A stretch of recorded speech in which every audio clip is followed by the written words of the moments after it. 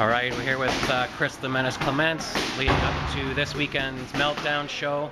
One of the headliners here, facing off against Rich Clements. Chris, good to see you. It's been a while. I know you're just recently married, and also had some big news announced a few weeks ago, I think, right? Baby on the way. Got a baby on the way, so congratulations on that. And back from your honeymoon a while ago, and ready to go this weekend. Yeah, I'm ready to go. Everything's been going great. I didn't get too out of shape after my travel career fight. I stayed training. I was supposed to fight again right away in October for the score. I was supposed to fight Marcus. Oh, okay. But it kind of interfered with my wedding.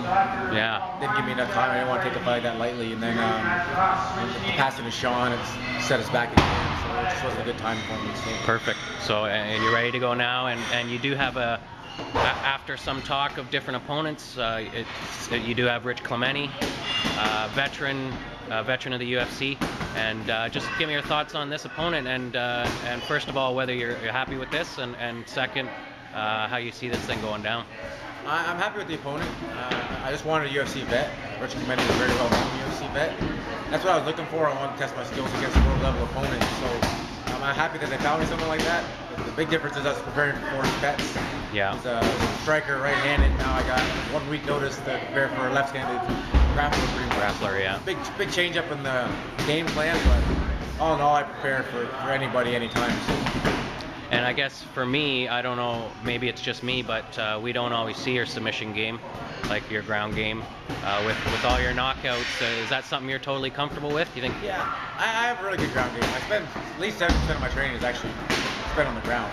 I don't spend a lot of time striking. I was just naturally good at it. When I'm in a fight situation, I just see a chin and I want to hit it, as opposed to trying to go for an arm. I'm prepared to go on the ground, on the feet. It doesn't matter to me where it goes. I'm a full MMA fighter. I'm well-rounded, so. And how did Rich Clements come about? Like, you were supposed to be Forrest Petz before, right? And was that pretty much it until Rich Clements came along, or was there a bunch more? No, there was a few offers. I had a few guys coming up from down the States that I've never heard of before. A couple of them were 185ers, like 6'3", and I got offered Terry Martin. I think he had an MFC dispute. Okay. Before, somebody else before Rich Clements, I don't think who it was. There was a bigger name. Something else fell through with that. But, it came down to Rich Clements, and that was the last person they could get. And I was just like, give me whoever, I just need a fight. So. And this being the score series, I take it like none of your titles will be on the line. You do have 2 titles right now, but nothing on the line in terms of that. No, completely different organizations. Like I can only defend my title at the ringside or with the Pro Fighting Series. So we'll just keep it that way. And I wanted to get your comments on, I don't know if it's a protege of yours, but fellow fighter Jesse Ronson. He's got a big fight on the card as well, taking on Tony Hervey, and wanted to know a fellow fighter how you see that one going down. Tony Hervey's a tricky guy. I've watched the film on him. Obviously, I'm Jesse Ronson's manager too, so I had to accept the fight. So I see him being a little bit more wild than Ronson. He might have a little bit more natural athleticism than Ronson, but Ronson is so technically sound. His kickboxing and his boxing ability and his angles and stuff like that. Technique's always going to beat the athleticism. So I just see Ronson's technique being a lot stronger, and I think he'll finish TKO. And last thing, Chris, I wanted to ask you about UFC 140 coming up. You being the bombing striker you are, I know Machida and Jones is a pretty good striker matchup. Wanted to know your thoughts on that fight. I gotta go with Jones on that one. Dominating fashion. I think he's gonna dominate. I imagine it's gonna be with the second round TKO pick. I just think he's gonna catch Machida with something big. Yes, he's so stuff comes in such weird angles. His arms are so long. And especially with Machida's background of karate, they're not used to seeing the strikes from such weird angles that he comes at. So I think John Jones will catch him with something big.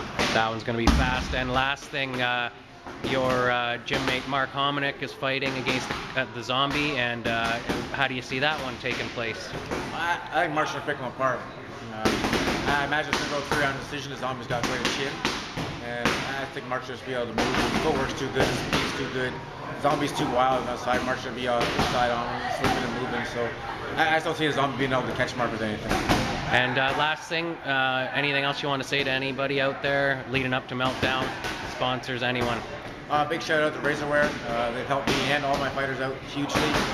Fight Planet, Ricardo. And I got to thank the Laborers Union. Really hooked us up, take care of this gym as well. They're a big part of this gym. So without these people, we would have a hard time doing what we do. Perfect. Best of luck this weekend, Chris. Thank you. Yeah.